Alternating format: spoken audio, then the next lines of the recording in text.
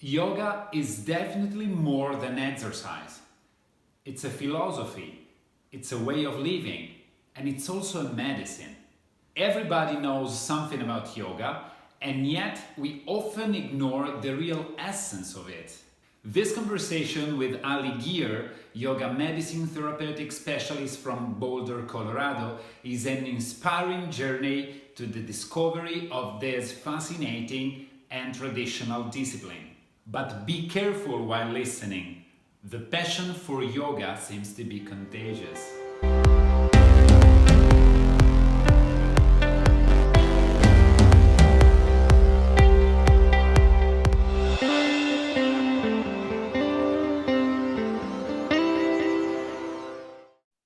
Hi, everybody. Thanks for being here for the second episode of my podcast, The Vibes in Action. I'm so excited today to be here with Allie Geer, my friend from Boulder, Colorado. So thanks for being here, Ali. Hi, David. Thank you so much for having me today. It's an honor to be here. I'm really, really excited. Ali is a highly qualified yoga teacher, and we are gonna be deeper in that in a few minutes. She's a mom, and I think she has a very, very interesting and fascinating story, which is a yoga story in a way. Because if I'm not wrong, Ellie, I think that yoga is really not only a sport practice for you, but an actual part of your life and a choice of life. Okay, I think so. I remember in your website, I read that it's a lifestyle choice, and it really brings you a lot of happiness in your life. So I really would like to start from this. I really would like to know what is yoga for you as a teacher, as a therapist, as a mom, as a human being. So what's yoga for you? You're absolutely right, David. Yoga is, to me, so much more than just a workout. Yoga really has become a work one. And I like to really think of the yoga practice as my own personal medicine, right? It's this medicine that really I begin my day with, and it fills my cup, right? It fills my cup so that I can share my joy, share my passion with others to support me throughout the entire day. Yoga really has become such a lifestyle choice, and I knew from the very beginning, although it was the physical practice that brought me in, it was the mental and the spiritual and the emotional aspects of the practice that helped me to stay, to really become committed to the practice. And it's like you said, it brings me so much joy on a daily basis. That's nice. So probably we can say that yoga is therapeutic for your patients, but it is therapeutic for you as well. Absolutely, absolutely. I was introduced into the yoga practice. It was actually after a pretty significant car accident. And I really began to look for ways to help cope with pain. I was in a significant amount of pain and also wanted to work in a more natural, therapeutic way, and let my body heal at its capacity as it knows how to do. And so that's when I found the yoga practice. That's when I found meditation and acupuncture and um, chiropractic and all these natural ways of working with the body. And that was when I first was introduced into the practice. And I remember the first time coming into the practice, coming onto my mat, it felt like I was coming home back into my body again. You That's know, nice. an experience like that can really take you out of your body. And this yoga practice brought me back in, although it started in a physical form, right? Movements. And it felt good to move, it felt good to stretch. I realized very soon after that that it was just so much more than that. There was the breath component, and really learning how to sync my breath with the body, with the movements, and unwind areas that were holding so much tension. And so that That's was nice. really the beginning of this deep, deep exploration into the practice. Yeah, sure. And probably it was the first time for you as well to really understand the connection between body and mind. Yeah, absolutely. There was, it was unmistakable, the connection between the body and mind. And that led me to this place of curiosity, Mm, to want to learn more. And the practice really evolved, learning as much as I could about the human body, learning as much as I could about the practice. And then what the interesting thing about the yoga practices is there's always more to learn. There's always more to explore. And so I've always led with curiosity. And I think that um, truly has guided my practice and guided my approach to the way that I teach, the way that I explore the body, and to the way that I work one-on-one with clients. yeah, sure. Okay. And listen, one of the main reasons of this podcast is really uh, my will to share with people stories of colleague or other therapists or coaches or trainers, and really share with people the passion and the whys behind all that. And I know that your story is pretty fascinating in terms of what you did, the places where you lived. Probably you can confirm this or not, even due to yoga, to follow your passion. So if you want to share something about this with us, I think it would be so interesting and inspiring. Great, yeah. So as I mentioned before, it was the car accident that really kind of led me into this whole different realm of exploration of the connection between body and mind. And not soon after that, I would say maybe about 3 or 4 years, I was given the opportunity with my husband to move abroad to Switzerland. And so, lucky for Europe. me, exactly. Okay, here we are. you know So you we know you know arrived. sorry for interrupting, but I'm living in Brussels, which is known as the capital of Europe, so a bit of proud is always there. I Okay, love sorry. it. Oh, I love I, it. I love it. So we moved to Switzerland, and that's when I was able to actually quit my job. And I was able to dive deeper into the practice of yoga. And that's where I met my very first teacher, Stephen Thomas, who's out of Air Yoga, Zurich. I think he actually just created a new space too. mhm. Um, so I was able to really dive deep into the practice, and was practicing a lot for myself, and unwinding a lot of healing and trauma and pain. And it was a trip actually to Bali with this teacher, Stephen Thomas. I went on a retreat, and that was when I decided in Bali that I no longer wanted to practice for myself. I wanted to actually share this practice with others, and share this deep healing medicine that I've experienced in my personal practice and my journey.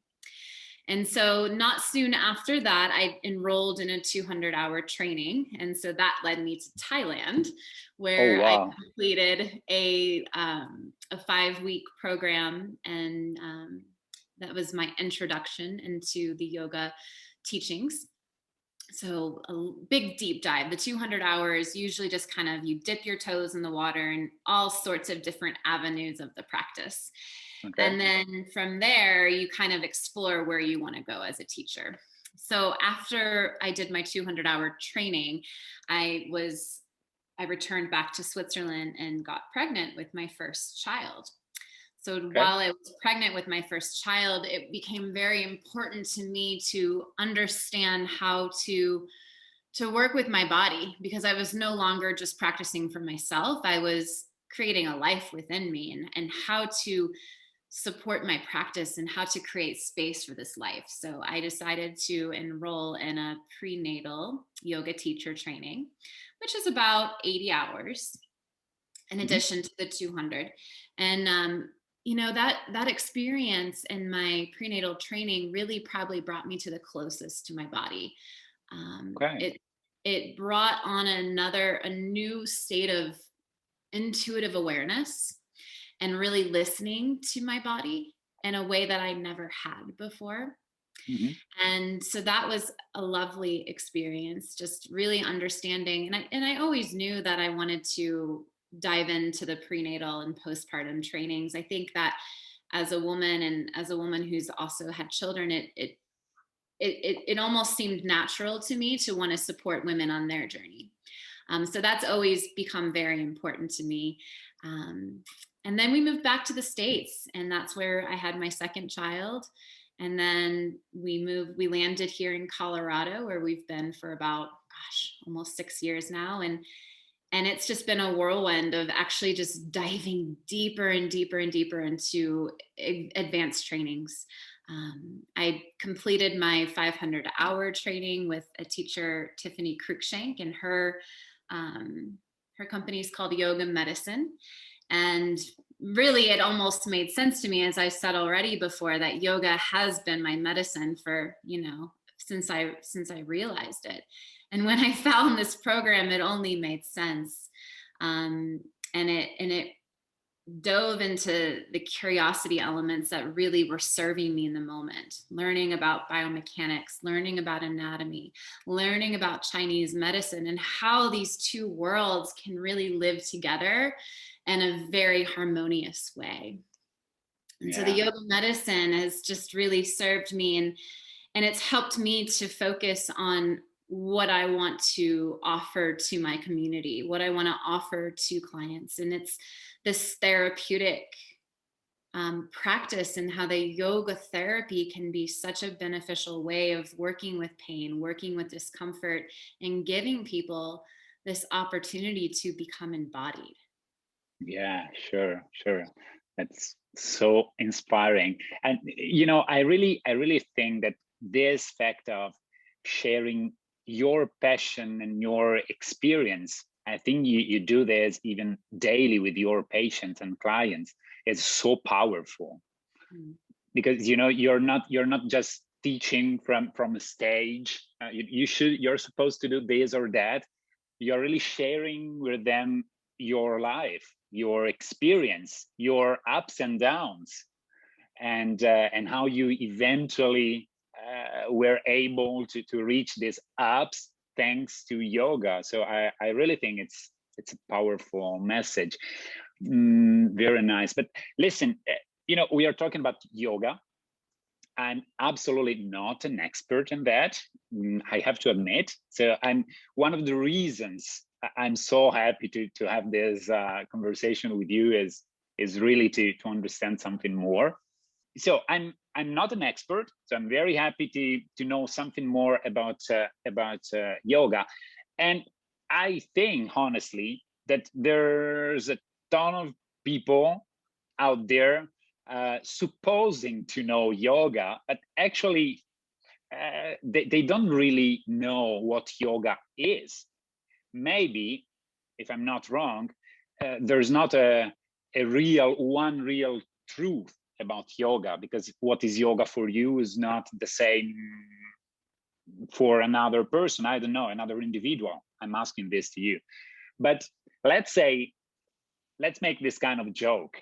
Okay, let's say an alien has just landed here on the planet Earth. Okay, and he or her or she really doesn't know anything about yoga.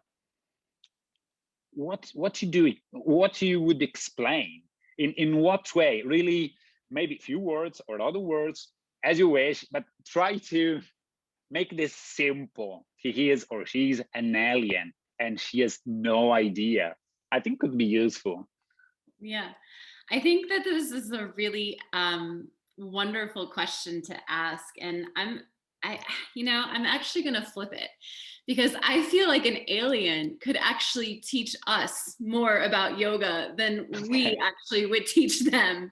And I'll tell Okay. you the reason why. I think that especially in the West, we have really lost our sight of what the practice is really about. It's become this exercise. It's become this thing that we see on Instagram or Facebook of, you know, these fancy poses and flexibility.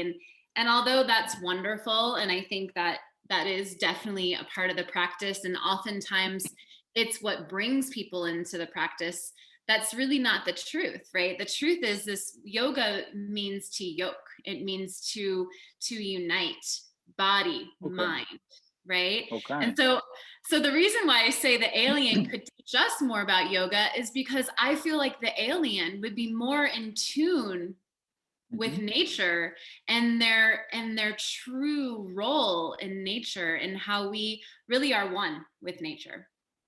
And so I Okay. think that I feel like the alien could actually be teaching me what, you know, more about the yoga practice than me actually teaching him or her or it. Okay. um, Yeah, sure. but one thing that I would say, if it was the first thing, you know, no, if this thing had no idea about yoga, I would go to the breath.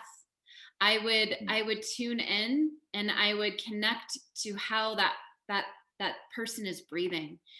Because to me, our breath is this connection between body and mind, between unconscious and conscious. And when we start to bring the breath in, we can start to connect a little bit more into the true meaning of yoga. Oh, okay. Yeah, yeah. It's a very good point, I think. Okay, and listen, so at this point I could ask you, what's the difference between meditation and yoga? Because both of them, and sorry for the stupid question, but I really want to do the basic things. Yeah? So what's the difference? Because I think that in meditation, breathing is pretty important. Maybe there is a bit less component of movement. I don't know. Tell me something about that. Yeah, and that's a really great question, and often it's another place of misunderstanding about yoga.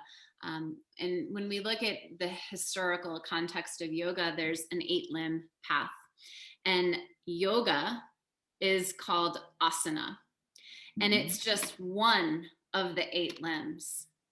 And additionally, another 8 limb is the meditation, right? So we have this 8-part path that is all encompassing the yoga practice.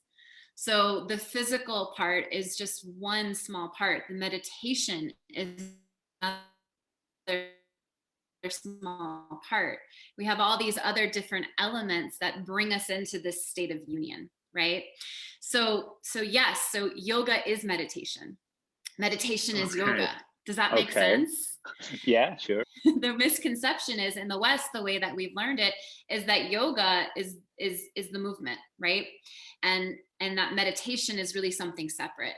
But when we start to really understand the yoga context and the yoga scriptures and the text, right?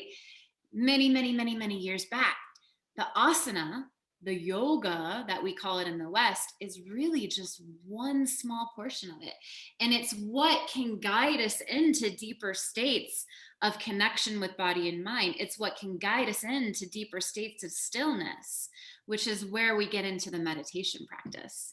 And so one has to exist with the other.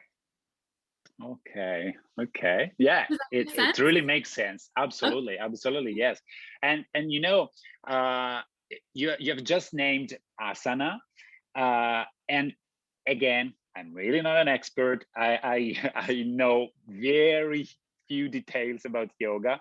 So another question out of curiosity is, okay, if I'm not wrong, there are very the kinds of and the ways of doing yoga are not really a few. Okay, are okay. So I decide that after this wonderful conversation with my friend Ali, tomorrow I want to start a yoga class. Okay, but my question is, where? Maybe with whom? This could be a good question, but what kind? Because you named asana, I've heard Bikram. Okay, I don't want to name them because really I'm not an expert. Mhm. How could you help me with that, with the choice? Yeah, another very wonderful question, and often a Thank point of you. confusion. Okay. Woo. So when we talk about asana specifically, there are many different branches that have been created, especially in the West, of asana. The main umbrella we hear is hatha, right? And this is where the biggest teachings come from. And we also have ashtanga, we Yeah, have kundalini, we have yin, we have I've restorative. heard about all those, but I have no idea about what this Yeah. means. So where to begin? And I think that's a really great question. I think that you just have to, as an individual, you have to start to explore. If there's that sense of curiosity about the practice, my advice is to start exploring different classes around your area, around your community. A lot of places now are doing outdoor yoga classes, so you can, find a nice outdoor park where people are doing some movement and see what kind of fits with your body, what makes the most sense, and know that you don't have to stick with one thing Mhm. forever, right? The body is always expanding, our needs are always expanding, whether it's physical, mental, or spiritual. And to keep on that path of curiosity is going to do you so well when it comes to exploring the yoga practice. For example, when I began my yoga practice, it was Ashtanga. And Ashtanga, you could consider it more of like and more like a physical. It was very physical. It was very aerobic, right? And Mhm. I loved it, right? It was meditative. I was able to really stay focused. And then I was introduced into the hatha practice, and that's a little bit slower, a little bit more connection into breath, a little more, it's just different. And so I Okay. found myself very interested in that. And then I moved into vinyasa. And vinyasa is a little bit more faster, a little bit more flowy, right? And so the practice is always evolving, just like the human is. And so it's important for us, I think, to always keep that level of curiosity and figure out what feels good in your body. And if you don't know where to start at a beginner's class. Most studios in your area are going to have beginner series or beginners workshops, or just anything that they're going to offer to really bring beginners in. And don't if you don't if your studio doesn't have a beginner's style, or if you don't feel comfortable in one of those, find a practitioner who's open to doing a private session with you, right? And they could teach you kind of some of the first basic movements and how to connect the breath. Additionally, or some sort of kind of level 1 introductory class would be a nice place to begin. And then finding a teacher that you resonate with. And I think that's really important, because sometimes This people will was go this like, was my next question. Sorry for yeah. interrupting, but this was my next question because I'm a bit obsessioned with the coach, the teacher. Okay, I'm the owner and the technical director of a personal training center, and I really believe in the importance of the coach. And so, yes, my question is this, and I'm happy you are anticipating this. So, how how can I be sure about the good quality or the good preparation of my coach? That's a great question, and that's an important thing too. Is um, it always pains me to hear somebody say, "Oh, I went to a yoga class and I never went back because of the teacher." Right? And that's the thing, is finding a teacher that you resonate with is so important. And this is what I will often say to teacher trainees and to students, is that when you are looking for a teacher that you know that you want to practice with, do your homework, right? Go to their website, look at their bio.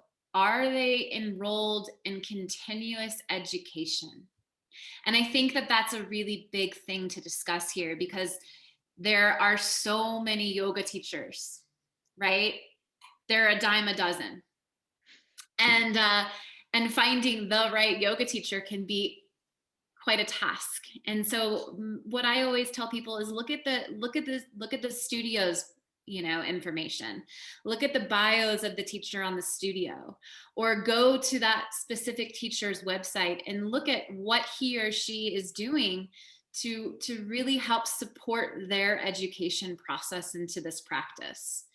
Somebody who's just going to do their introductory training, I'm sure, is a wonderful teacher, but there's so much more to offer with a teacher who really does commit to that aspect of service and commit to that continuing practice of learning.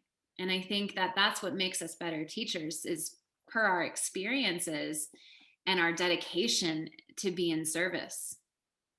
Yeah, sure, sure. Yeah, it makes sense. And yeah, it's a very simple question, but if I try to be in individual shoes, and I try to understand, okay, from where I can start, I think it's pretty difficult. So your answer, I think, can be very, very precious with that. Yeah. And just Nice. real quick, David, if I could share my own personal experience, Sure. I've been very lucky in finding really great teachers. And the way that I did it was I explored their classes, whether they were offering something online or in person. I explored their classes to see if it was a really good, to see if it resonated with me, to see if their style of teaching really spoke to me and helped me connect as a student. Okay, nice. And now I'm just improvising this question because it's pretty spontaneous in this kind of part of the conversation. But don't you think it could be pretty difficult for a beginner to understand if the teacher is good or bad for him or her, or yoga is good or bad for him or her? You know what I mean? So it's the first time I'm approaching to yoga, and I arrive in that specific studio. I don't feel well. The vibes are not good. Don't you think it could be pretty difficult for a beginner to understand if yoga, or at least that kind of yoga, is good or bad, or is a matter of the teacher? I don't know. Yeah. And I think that that's really about this exploration. Yeah, And maybe give that teacher another try. Maybe he or she was having a bad day. sure. Maybe give a different style a try, and to just keep yourself open to having an experience on your mat. And that was probably what really shifted things for me. Is I've gone to classes and not necessarily resonated with the teacher, but I still had an experience in my body on my mat, and or some sort of aha moment, right? Whatever it is, but that's where the practice really comes in, and that's where we can connect into the practice. And maybe we find a different teacher, right, who can help us really be our guide in that practice. Sure. So that's what I would say to kind of knowing whether or not it was yoga or the teacher. I would say tuning in if you had an experience on your mat, whether it was coming into your breath, whether it was releasing an area that was tense, whether it was just some sort of connection, or maybe even for a moment after that practice, you felt clear, right? You had this moment of clarity in your thoughts, you were focused. Maybe it affected how you reacted with your family or with your loved ones that day. Maybe you weren't so reactive, right? This is all the way the practices resonate outside of our mat. And so those are things that we think about. We're like, wow, there is something to this yoga practice. And so when we have experiences like that, it really helps keep us on the path. And maybe we explore a different teacher, or maybe we explore a different variation of asana. Maybe we go to a hatha class, or maybe we want to be more restorative and restful, right? The body needs different things in different, times of day, different times of year, different different years. And so really honoring that experience. Sure. Okay. Okay. My interest in yoga is rising minute after minute. So I'm really inspired. Not really. I hope it will be the same for our audience. But yeah, that's very nice. And so I want to make a maybe a difficult question. I don't know. So you are explaining us what yoga is, okay, the whys behind that, and all this. um and but my question, so apparently yoga is something you could suggest, so the practice of yoga is something you could suggest to everyone, everybody. So my question is there a category of people, someone uh, to whom you would not suggest the practice of yoga? Bad question. It was not foreseen. So if there's somebody that I would not suggest a yoga practice to, I think that's a great question. And Another one. Oh, Ali. it's tough. I mean, yoga is not for everybody, you know. For example, my husband, he's an endurance athlete. He doesn't practice yoga every day, and I totally honor and respect that. But here's the trick, right? His yoga, his meditation is the running. That's when he comes into his body. And so even though we might not call it yoga, it's still this connection into the body. And I think that we as individuals are always going to find things that really lead us in a pathway of passion that really light us up, physically, mentally, spiritually. And I think that is what's important, right? That to me, that is yoga. That unification of body and mind. So that's how I would answer that one. May I tell you, wonderful answer. The question was great. The answer was great as well. No, I really like that. Okay, great. And listen, at the beginning, you named this concept of yoga medicine. Okay, and you are a yoga medicine therapeutic specialist. Could you just share with us in a few words how yoga can actually be medicine? Is this something more spiritual? Is this something more physical? Is it again a mix of the two? But you know, if you have attended a school about yoga medicine, I think this is pretty, I would say, coded. So there is a kind of path. There is an explanation about that. So maybe I lost you for one sec. Okay.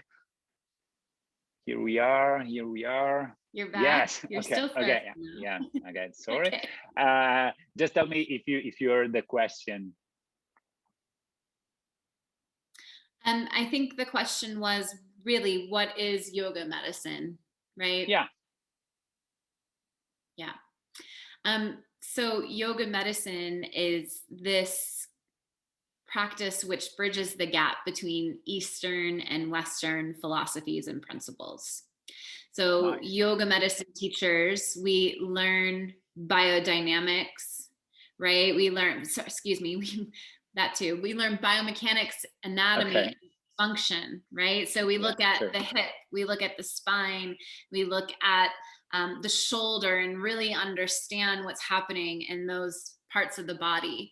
We also learn about Chinese medicine. We learn about women's health and fertility. We learn about restorative yoga. We learn about the nervous system, right? So the yoga medicine community brings in teachers who are really committed to raising the bar in their yoga education and really truly understanding the human body and current research on how we approach the human body. So as a therapeutic specialist, I've completed all of my advanced trainings, but I'm also committed to continuing to complete trainings in my education to continue to evolve as a teacher and in order to be of service to my students. So you and I met actually at a cadaver training, and Absolutely. this is How part to this forget that? I know. And this is actually part of the yoga medicine training, is that we do a cadaver dissection, similar to what we did with Tom Myers. And that led me to many other dissections post that first dissection, but that was truly a game changer. You know, you feel after you do a dissection course, you really feel like you gain this wisdom, this X-ray vision in working with your clients and your students. And that really learning about the anatomy and learning through the books and learning through the practice is really helpful. That hands-on approach it really shifted me as a teacher. And so that idea of just continuing the education to know as much as I can to be of support to students when they come to me with chronic pain, when they come to me with insomnia, whether the way that I look at, we work one-on-one a lot of times. I mean, I teach group classes and that's a whole different aspect of it. But a lot of my practice is this one-on-one work that I do with students, and it's bridging the gap. It's becoming, you know, the support system for who they're seeing. If they're seeing a medical doctor, a medical practitioner, it's supporting them, but it's also looking at a different lens, looking at things from a different lens. So maybe there's something in Chinese medicine that I can take a little bit when I approach working with somebody with insomnia or somebody who's working with chronic pain or fatigue. Maybe there's something that I take from a little bit of the biomechanics, right? So it's this big umbrella that I can continue to take little pieces from when I approach working with somebody, and it always changes. But I would say the biggest thing is teaching people how to breathe, right? That's sometimes, you know, one of the biggest components when we're working with pain in the body is being able to stay in our bodies and stay in our breath. So yoga medicine teachers, when we work with a client, we create a yoga RX plan, right? Or a yoga therapy plan. And it's how we can continue to progress and move forward with somebody to gain, you know, freedom in their body, to gain, you know, release of pain and discomfort, and to help them to be on their path to recovery. So it's a very supportive practice, whether maybe I include asana movements, right? Or stretches that we would call. Maybe it's breath work. Maybe it's rest. Sometimes the rest component and the sleep component can be the biggest key when we're working with pain and dysfunction. Sure. Or sometimes that's even referring out. As a yoga teacher, my job is not to diagnose, right? I'm not a medical doctor, but I'm trained to know when it's my job to refer out, right? I mean, for just quick example, I was recently working with a client who had some stuff going on in her hip. And although my practices and my therapeutic approach can be very supportive, I felt it was very, very important for me to also have her see a medical doctor so that it can help me support her in the way that I need to, right? So that she has the proper imaging that she needs. She had an MRI and it turned out she, you know, had some stuff that came up in that MRI. And so now I have a clearer understanding. Now I can work with this doctor so that we can create a little bit more stability in the body. Whereas maybe before I would have just made more release, right? So knowing when to refer out as a yoga teacher is one of the most important things, and knowing how to use the support of your community, how to connect with, you know, osteopaths in the area, knowing how to connect with acupuncturists, with massage therapists, like learning how to use your community to support the members of your community when they come to see you is really, in my opinion, what a therapeutic specialist is. Cool. So happy to hear this, because, you know, for me, the fact of really collaborating with other specialists is crucial. And what I love of osteopathy, being an osteopath, is really the fact of being educated to to look at the patient as an individual and as a whole. But you know, when you look at the patient as a whole, you should be even humble, meaning I do all my best to take care of him or her, but there are boundaries, you know, and so I'll do my best in my field, and then I need someone to collaborate with, and so I'm so happy that your approach as well is of this kind. Absolutely. Okay, so let's get back 1 second to what we discussed before about prenatal and postpartum yoga, because I think this is a very interesting field. And if I understand well, yoga is so powerful with that specific target. So do you have something more to share with us about that? Great. Thank you. Thank you so much for asking that. Pre and postpartum yoga, as I mentioned before, is one of my specialties, is working with women and on their journey through having children. And I think that the yoga practice can be so helpful, because as a new mom, or as a very newly pregnant mother, there's a lot that goes on in the body, a lot of changes, a lot of shifts that occur. And I think the yoga practice really helps us to be at one with those shifts and changes, and to acknowledge it, and to learn how to move our body in a way that feels supportive and nourishing. And one thing that I would also say that's really unique about a pre and postpartum yoga practice is it also brings you into community. And although one of my favorite parts about going to a yoga class is connecting with members of the community, there's something very special that happens when we're working with women in this specific entity, pre and postpartum, is that women really can create this network of support that is so important, that is so needed when having a child. I mean, especially now, right? Yeah. We need our community. We need to be able to lean on each other for support when we're feeling isolated. And so teaching the classes online right now, it's been really uplifting, because it gives women a place to come together, to share their experiences, to talk about what's worked for them when dealing with issues when it comes to pregnancy, whether it's sweating or fatigue or insomnia or pain or discomfort. Like, what works for you, and are figuring out like what, who can support you, who are some doulas, what are some midwives. It's just a great way to feel like you're in community with somebody who's going through the exact same experience as you. And so being able to hold that space for women to feel comfortable in sharing their story and sharing their experiences is one of my favorite things to do, and to also work with women on their postpartum journey and give them the space to breathe, to feel like they can reconnect to their body, is really important as well. And so the community effect of the yoga practice when we're taking pre and postpartum yoga is really like nothing I've ever experienced, and it's quite special.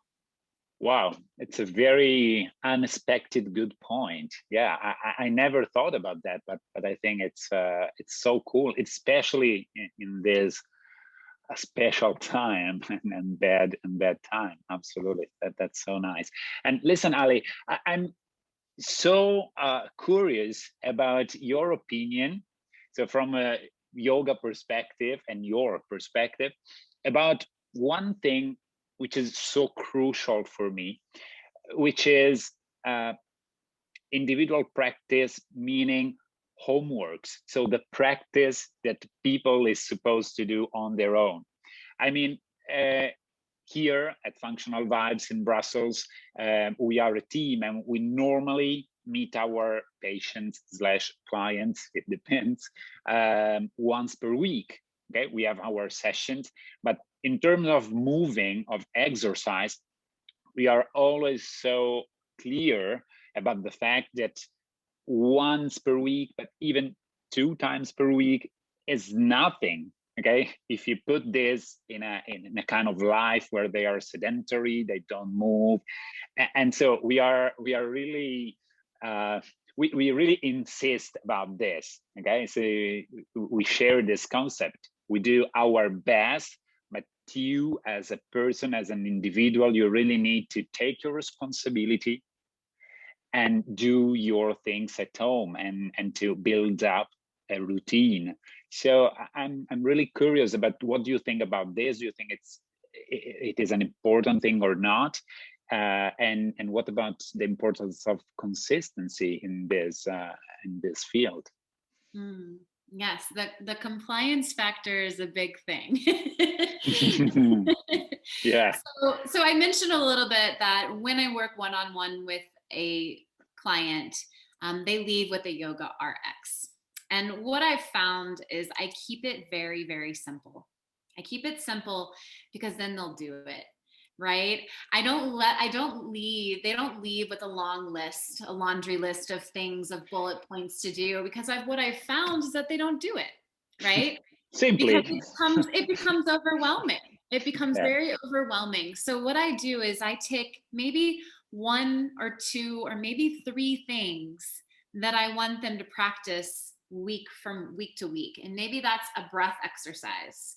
Maybe that's a self myofascial release practice, whether, using a ball on their feet or some area of the body, which is interesting. And then maybe it's some sort of stabilizing exercise, or maybe it's a connection into the core, right? The Sure. abdominals. So there's maybe 1 to 3 things that I really want them to focus on. And then each week I'll build upon the last. But I know if I keep it simple and if I keep that list very small, and sometimes I also provide videos.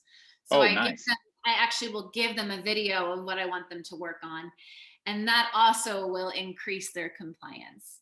But it also depends on the individual and how busy their life is, right? And so sometimes it's not possible for them to do things outside of our sessions together. So during that time, I try to make it as impactful as possible, right? But when we have students that can stay committed, that will stay dedicated to doing those 3 things on a daily basis, what I find is that the rate of the way that they get better or become pain-free increases exponentially, right? So the compliance is so key, and really the students' desire to feel better in their body. Like, are they truly, and like, do they really want to make a shift? So you have, there's always people that don't have the time and they just continue to come to you, and it's a slower process. But for those students who come to you and really stay dedicated, wanting to make that shift, change happens, and it happens faster. Would you agree? Sure. Yeah. Absolutely. Yes. But I'm curious as well about the fact if you have any kind of strategies to keep motivation high, because I think it's this is an important topic. You mean when we ask people to dedicate time, precious time of their days to our practice, let's say our practice, we need commitment, and we need motivation, and normally we need this for a medium to long term. Right. So we have a couple of strategies. I'm curious to know if you have any kind of strategy or tricks to keep motivation high. Yeah, and I would say the check-in that I have with my students is really, really important. So every time I begin a session, I think a face-to-face check-in, whether it's over Zoom or whether it's in person, is kind of learning about what were their successes from that last week. Maybe that person came to you and they were only sleeping 2 hours, and maybe they come to you the next week and guess what? They're sleeping 3 hours now. Wow. Sure. Before you were only sleeping 2. Well, now you're at 3, right? So picking up on those little things that actually have shifted, because sometimes students aren't quite aware of that. And then all of a sudden they have this connection. Oh yeah, maybe this practice is actually working for me. And so that keeps them motivated to want to continue on learning more and dedicating more time. And so really understanding, like, or maybe they woke, every morning they come out of wake from bed, wake from sleep, and their feet hurt. And maybe Mhm. there was 2 days that they had the week before that their feet didn't hurt at all. Wow. Like, Wow. that's really great, you know? Sure. That means that we're starting to make shifts. That means that things are starting to move, which is really exciting. And then they're like, oh yeah, that did make a difference, right? So I think it's Sure. really empowering your students that they are making shifts and they are making changes, even how micro small that they might be. Those little small shifts can be big shifts in the long run.